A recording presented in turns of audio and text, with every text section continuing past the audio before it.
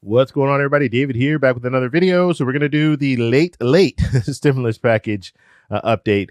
So I told you guys I was going to do this video, and Mitch McConnell, in a closed-door luncheon, basically was telling leadership in the Senate, Republican leadership in the Senate, look, I've talked to the White House. I'm trying to convince them not to take a deal with Nancy Pelosi. So when it comes to the next stimulus package, don't take the deal. And so that's what we're going to talk about today. This just released. So this was just in. So I don't have that much information yet. We'll know more tomorrow. Hopefully we can get some more clarity when it comes down to it. Washington Post did put out this article, so we'll take a look at it. But first off, if you guys can do me a favor, please hit that like button. It does help with the YouTube algorithm. Also, please subscribe to the channel. Hit that little bell notification, that way you'll get notified anytime we put out a video. All right, so let's go ahead and take a look at this article here. And so this is the Washington Post, and this is the information they're putting out. So the title here is McConnell warns White House against making stimulus deal as Pelosi and Mnuchin inch closer. So as they're working on a deal, Mitch McConnell is trying to keep this deal from happening. And this was a fear. This was a big fear of mine. And I've been talking about this for a while, where you have Stephen Mnuchin from the White House talking with Nancy Pelosi. But you have to look at the Senate, because you have Republican senators that do not want another stimulus package. You have some fiscally conservative Republicans that are saying, we don't want to do $1 trillion. We don't want to do 1.5. We don't want to do 1.8. We don't want to do 1.88.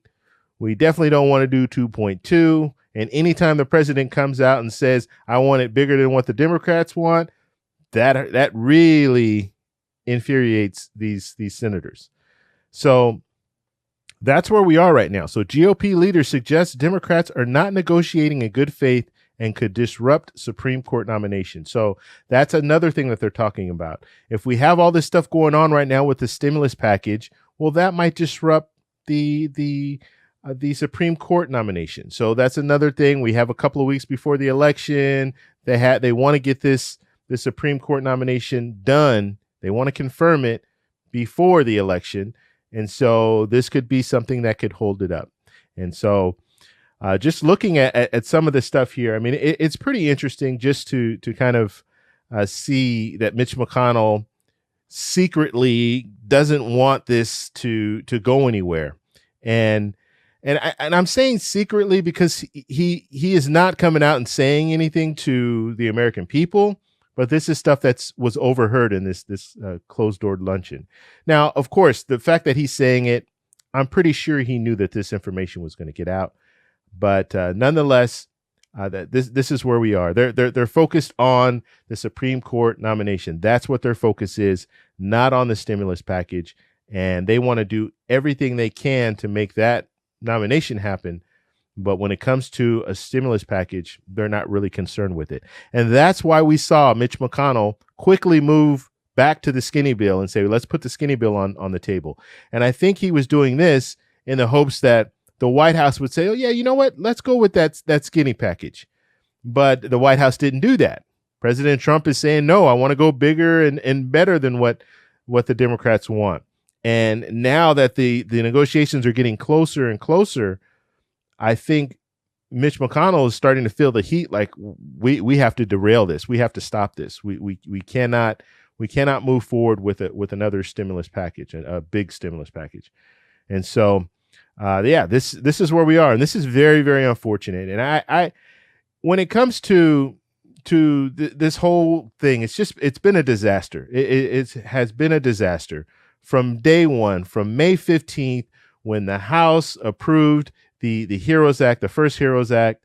It's been a disaster because they approve it. They send it over to the Senate. The Senate says, Mitch McConnell says, we're not going to do anything with it right now. We're going to pause. We're going to wait and see. And then they wait 2 months. And then late July, they say, oh, you know what? We have something for you guys. It's the HEALS Act. It's $1 trillion.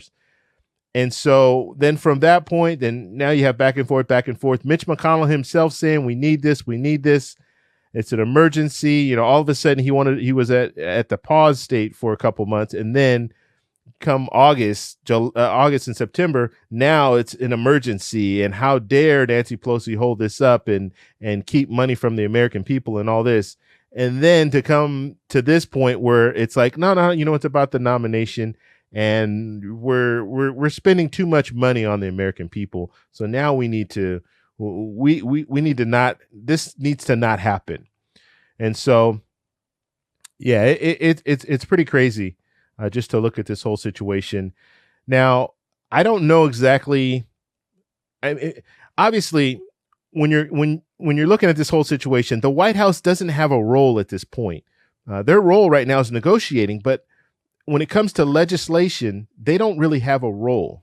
And so when we're talking and we're saying Stephen Mnuchin saying this, Mark Meadows is saying this, the president's saying this, it needs to be legislated first. It needs to go through the House and the Senate before the president can sign it. So if the Senate is not on board, it doesn't go anywhere.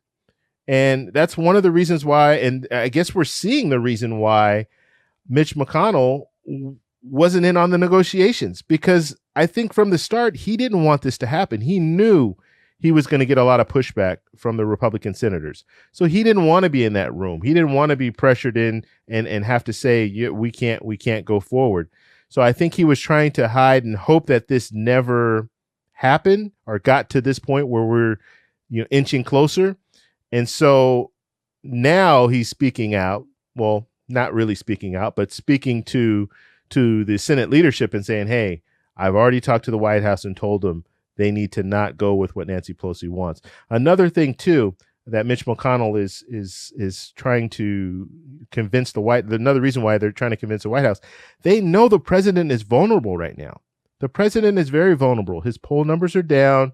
He sees that desperation. That's why he's saying he wants it to be larger than what Nancy Pelosi wants. And so they know that President Trump is willing to give Nancy Pelosi everything that she wants and more, just in the hopes that it will help his election. So that's pretty much where we are. So you have Mitch McConnell kind of saying, hey, let's hold off on this. It's kind of like if you go, you and your buddy go buy a car, and your buddy's going to buy the car, and you go with him, and there's a better deal out there, but he's just in love with this car. And so he's not thinking in his right mind, and he's saying, no, I want this, I want that, and I'll pay this, I'll pay that. And then you have to kind of pull him aside and say, hey, you know what? You can get a better deal somewhere else. Why don't you sleep on it? Sleep on it. And then when you bring them back, then you kind of explain to them, hey, look, I saw some better deals. You're paying too much for this. You're emotionally attached to this. So that could be what's going on here. Mitch McConnell might be saying, look, we can get a deal, but right now, Nancy Pelosi has all the leverage, and she does. She has all the leverage, which means that she's going to get the majority of what she wants. And if the Senate, the Republican senators, are not on board for it, then you're going to have the majority of Democrats voting for this, Democratic senators. So if they're voting for it, they're going to get what they want. That's just the way it works.